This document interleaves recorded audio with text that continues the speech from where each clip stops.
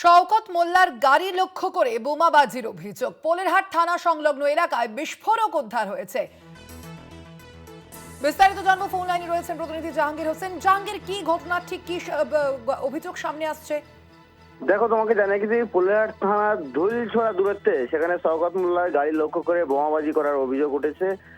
ক্যানিংপুর বিধায়ক শওকত মোল্লা যখন ভাঙড় পোলেরহাট থানাতে গিয়েছিলেন, তার আগেই সন্ধ্যাতে কিন্তু খয়রুল ইসলাম পোলেরহাট এলাকায় একটি চা চক্করে যায়। সেখানে খয়রুল ইসলামের উপর হামলা হয় এবং তার কর্মীদের মারধর করা হয়।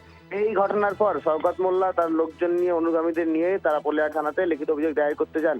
এমন লিখিত অভিযোগ দায়ের করে ফেরার পথেই ঠিক পোলেরহাট থানার ঢিলছোড়া দূরত্বে তার গাড়ি লক্ষ্য করে বোমাবাজি করা হয় বলে অভিযোগ। ঘটনাস্থলে পোলেরহাট থানার পুলিশ গিয়ে পৌঁছে সেখান থেকে বেশ কয়েকটি বোমা উদ্ধার করার পাশাপাশি বোমার সুতুলি উদ্ধার করে। তবে এই ঘটনাকে ঘিরে চঞ্চল্য সৃষ্টি হয়েছে। তবে শওকত মোল্লা অভিযোগ করছেন, আইএসএফ এর দিকে আঙুল তুলছেন, যদিও বা আইএসএফ এর পক্ষ থেকে কোনো রকম অভিযোগ প্রতিক্রিয়া পাওয়া যায়নি। তবে ভোটের আগে এই যে ক্যানিংপুর বিধায়ক শওকত মোল্লার উপরে হামলা কে বা কারা করছে, কেনই বা করছে, তা নিয়ে তদন্ত শুরু করেছে পোলেরহাট থানার পুলিশ।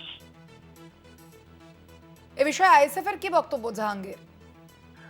যখনই খয়রুল ইসলামের যখন চা চক্র যায়, সেই ঘটনা নিয়ে প্রথমে ভাঙড়ের আইএসএফ বিধায়ক নওশাদ সিদ্দিকী তিনি প্রথম প্রতিক্রিয়া জানালে, পরবর্তী প্রতিক্রিয়া না পাওয়া গেলেও প্রথম যে ঘটনাটি ঘটেছিল যে পোলেরহাট এলাকায় সেখানে চা চক্রে গিয়েছিল খয়রুল ইসলাম, সেখানে তার উপর হামলা হয়। এবং এই নিয়ে কিন্তু ক্যানিংপুরের বিধায়ক আইএসএফ এর বিধায়ক নওশাদ সিদ্দিকী তিনি যেটা দাবি করছিলেন, ওই এলাকায় খয়রুল ইসলাম যখন যায় সেখানে অক্ষত ভাষায় গালাগালি করে, যার প্রতিবাদ করে এলাকার মানুষজন। সেখানেই কিন্তু বছর সৃষ্টি হয়। পরবর্তীতে এলাকার মানুষজন তার প্রতিক্রিয়া দিলে সেখানে কিছু একটা ঘটেছে, তা নিয়ে কিন্তু নির্দিষ্ট জানেন না। তবে শওকত মোল্লার গাড়ির উপর যে হামলা হয়েছে সে নিয়ে কিন্তু এখনো পর্যন্ত আইএসএফ এর পক্ষ থেকে কোনো প্রতিক্রিয়া পাওয়া যায়নি। ধন্যবাদ জাহাঙ্গীর।